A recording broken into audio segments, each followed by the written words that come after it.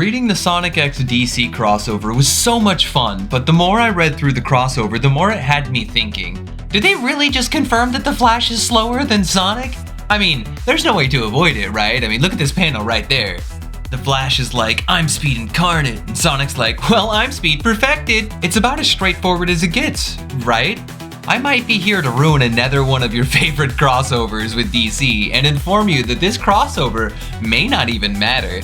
But before you slap the dislike button, let me at least explain my reasoning, because my investigation of this was actually just as funny as it was interesting. And boy, did the rabbit hole go not very deep.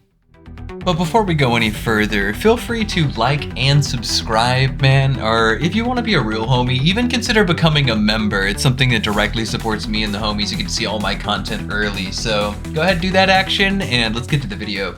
Okay, probably the lamest thing to talk about in comics is continuity, okay? But unfortunately, we're kind of here because inevitably, whenever it comes to crossovers, that's all anyone wants to talk about. So let's address continuity to both DC and Sonic's respective multiverses in general.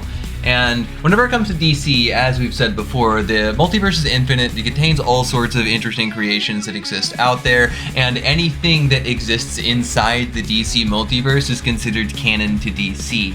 And strangely enough, of course, Sonic also has similar statements coming directly from writers, albeit not directly inside like the actual content itself, but I would still at least consider them. It seems that everything that Sonic is a part of is canon to like the greater Sonic mythos in general. So it seems like Sonic and DC both happen to have properties that allow pretty much everything to be included inside their canons. So whenever it comes to a crossover of this caliber, everything here should be canon between DC and Sonic, right?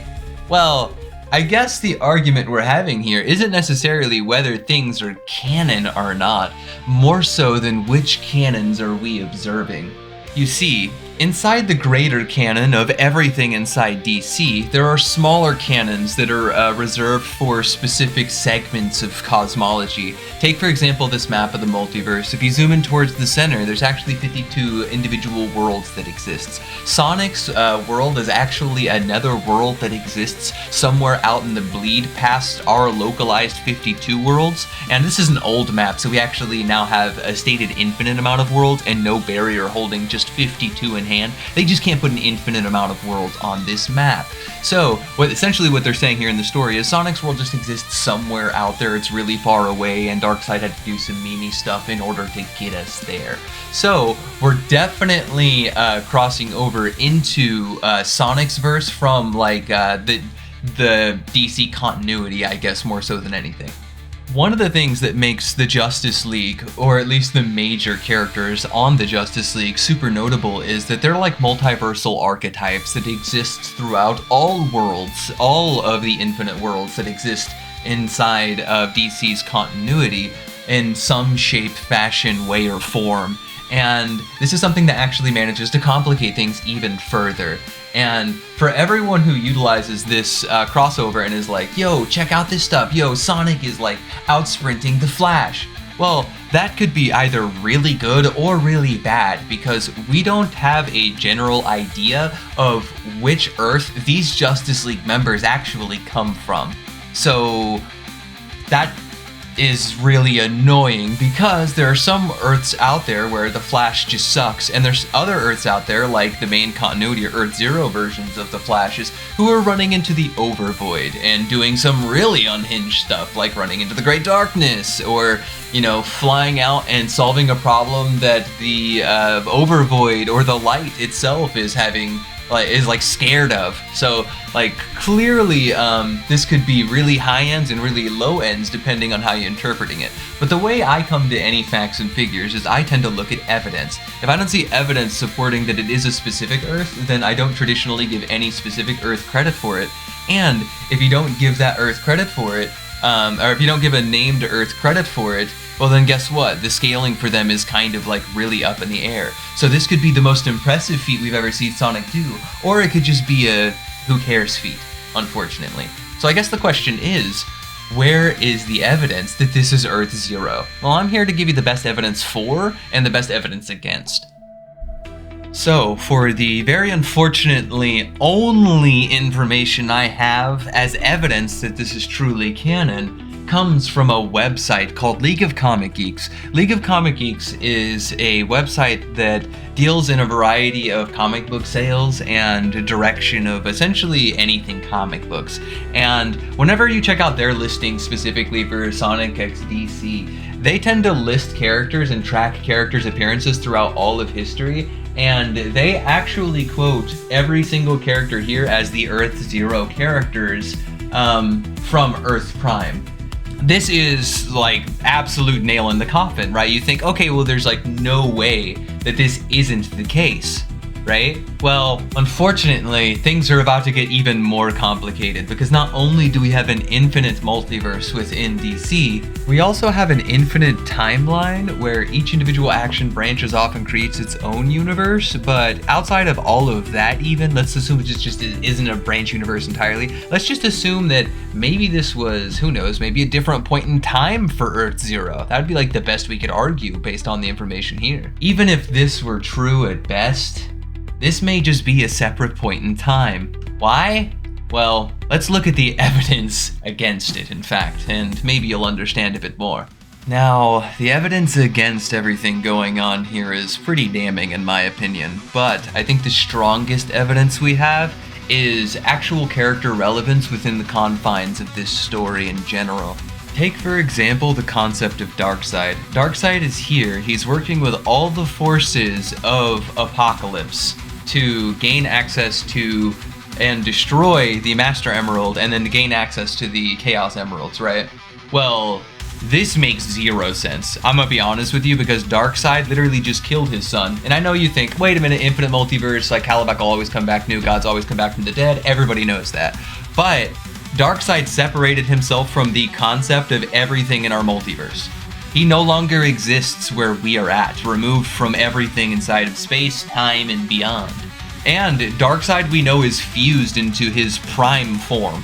Okay? There are no other iterations of Darkseid out there anymore. It's all just Darkseid. And in his own in his own absolute universe. So like, this just cannot be in the current day whatsoever. Same to clarify with the Flash, Wally. Like, he has had zero time throughout his entire story up until this moment, and is on vacation inside Scar Terrace, and the only time he was hanging out with other heroes was literally in Absolute Power, where he was depowered. And if you believe that League of Comic Geeks website on who the Flash is, it says it's Barry Allen, who, keep in mind, is depowered in the modern day, so that wouldn't work either. I don't know about this one, Chief, either. Like, some things just don't make a lot of sense whenever it comes to certain things here. We also have like Jon Stewart being here, and Jon Stewart is not wearing his outfit that he's worn line wide across ever since he became like his Green Lantern Godstorm like fusion combo, or like Ascended Human fusion combo. He's wearing like traditional Green Lantern outfits. His outfit looks closer to his animated universe version than it does like his current like modern version. And that's very unfortunate for saying that this is at least in the modern day, by any means. And as stated before, guys, the biggest, most damning piece of evidence is the fact that we can't find any. There's nothing really indicating that this is Earth Zero at all. So why would we confirm something as it unless we were just, like, power scaling thirsty? Like, come on now. Let's not be that guy.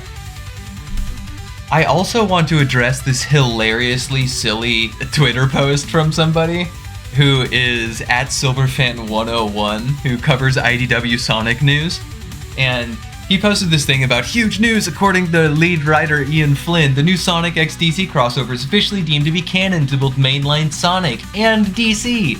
This frazzled a lot of people, but I'd like to specify, if you actually keep reading and you don't just potato out and like, notice that he doesn't post anything, like any links towards that being confirmed or anything. But if you just read the actual scan, look, it says Earth 52. Yo, the main continuity Earth was never Earth 52, so even if this is true, it's wrong. But funnily enough, that brings us to our next point. This is most likely a random Earth at some point in time, like in the 80s. Or maybe the 90s, most likely 90s, yeah. Because Wally is there, Jon Stewart is on the League, yeah, like 90s, early 2000s, yeah, it's probably somewhere in there if I had to guess. And that's being generous because it's most likely just a parallel world, kind of like Earth 52, or one of the infinite other Earths that I already stated that DC has in its entire orrery. So it could just be like a variety of things, none of which are in the modern day very clearly. But I know what you're thinking. Oh my gosh, Lumos is so ridiculous, dude. Anytime something works against DC, he's just really hard against it, right? Well, no. I typically use evidence to reach my conclusions, and I'll give you proof like DC does whenever they clarify and specify that a crossover is canon. Take for example the Avengers JLA crossover, where we saw both factions and figures cross over with one another, and both companies recognized it, both say it's canon. It's referenced in the Trinity later on. There's definite ways to make sure that things inside crossovers, especially with DC, are canon. So like, they just didn't do any of that here, so I can't really grant any of it. Or you could even take the prior Marvel vs. DC crossover, which is genuinely like referenced inside the comics whenever they fight one another. Like they have a character who transports himself and the other characters between universes, and you can see in their mainline comics them being teleported into that event. So I guess the question remains at the end of the day, does this crossover actually matter? Well, it matters if you're a Grant Morrison fan.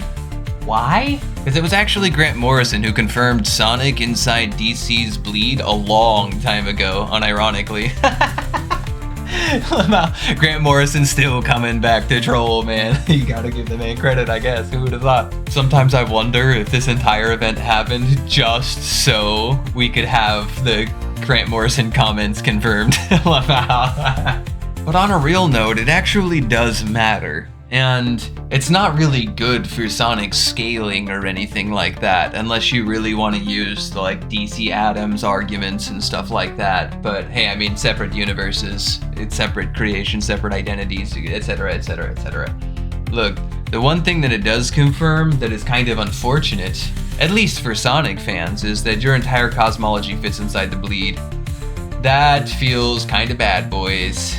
Worse so than that, it actually hurts the premise of the entire story once you start thinking about it. This can't be the actual version of Darkseid, and so if some avatar of Darkseid sees an object and deems it as insanely powerful, it doesn't necessarily mean it even equate to the absolute version of Darkseid in the modern day.